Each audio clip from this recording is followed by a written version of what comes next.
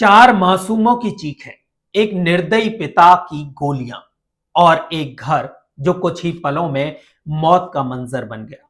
एक ऐसा गांव जहां खूनी खेल खेला गया। जिसने ये खेल खेला वो कोई और नहीं बल्कि खुद एक भाजपा नेता था, योगेश रोहिला।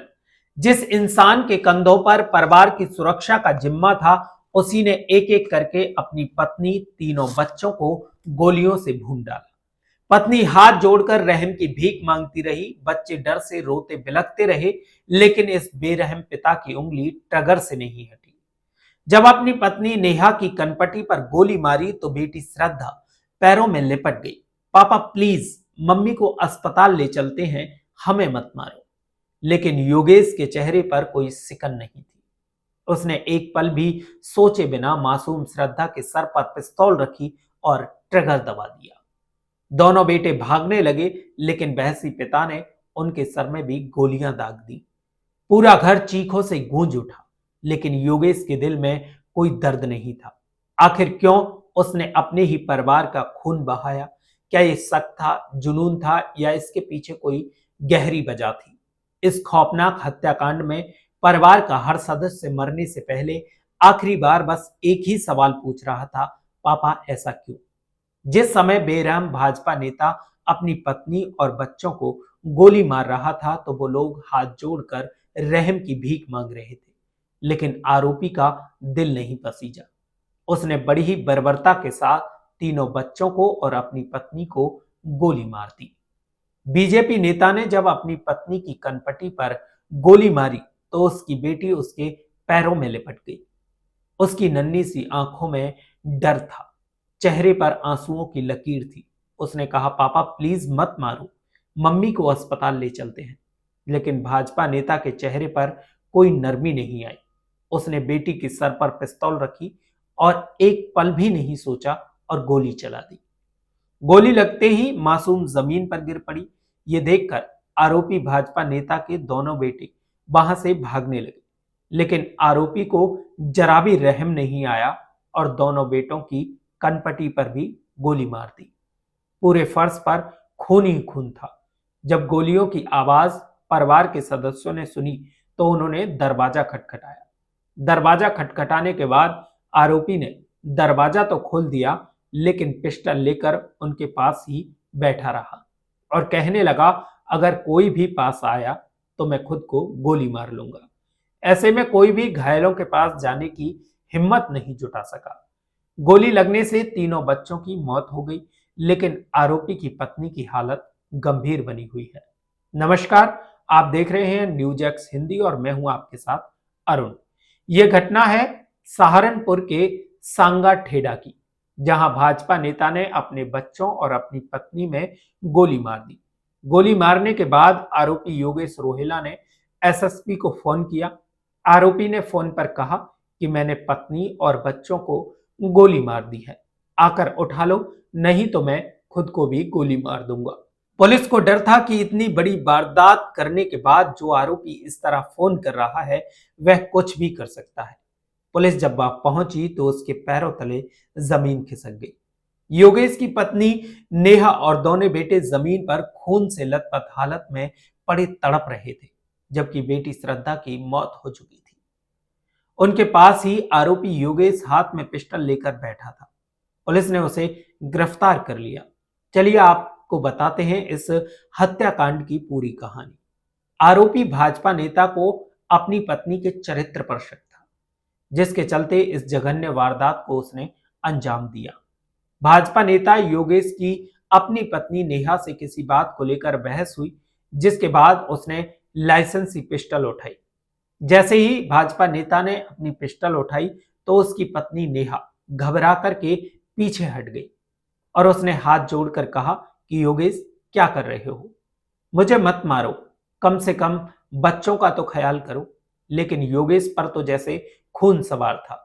अगले ही पल उसने नेहा की कनपटी पर गोली मार दी, जिससे वह खून से लथपथ होकर जमीन पर गिर पड़ी।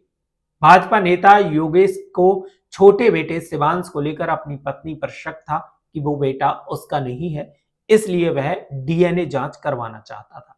इसे लेकर भी कई बार पत्नी के साथ बहस हुई। आरोपी ने यह भी बताया कि उसे डर था कि पत्नी उसे जहर देकर मार सकती है, इसलिए उसने पहले ही ये कदम उठा लिया।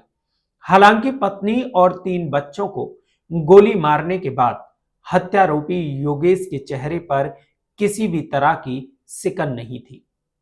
चेहरा देखकर ऐसा लग रहा था कि उसने कुछ किया ही नहीं।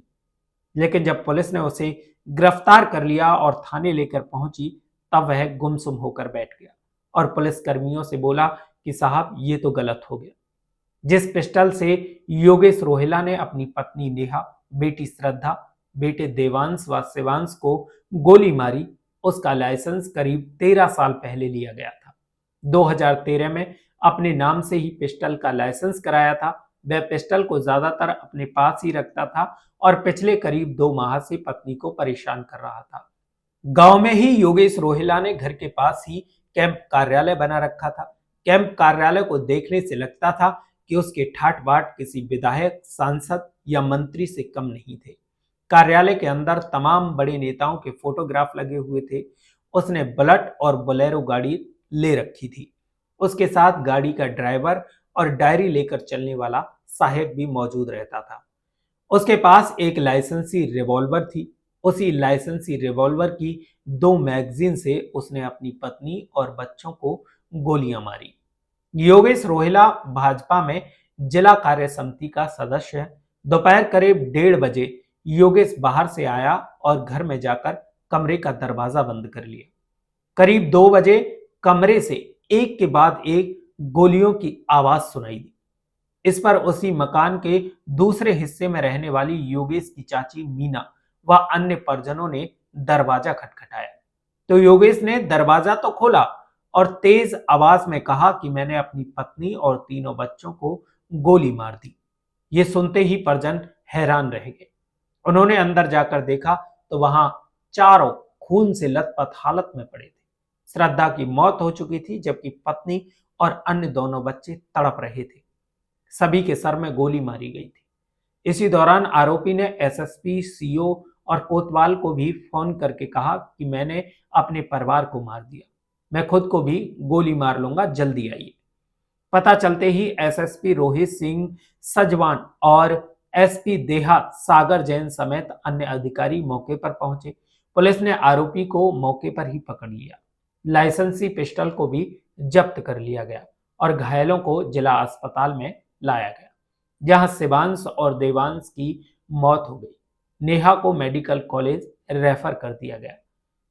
केराना निवासी रजनीश की तहरीर पर गंगोह पुलिस ने हत्यारोपी जीजा योगेश के खिलाफ केस दर्ज कर लिया और भाई रजनीश का कहना है कि जीजा ने मेरी बहन के सर में गोली मारी, इसके साथ ही बहन के बच्चों को गोली मारकर मौत के घाट उतार दिया। रजनीश ने पुलिस से सख्त कार्रवाई की मांग की है।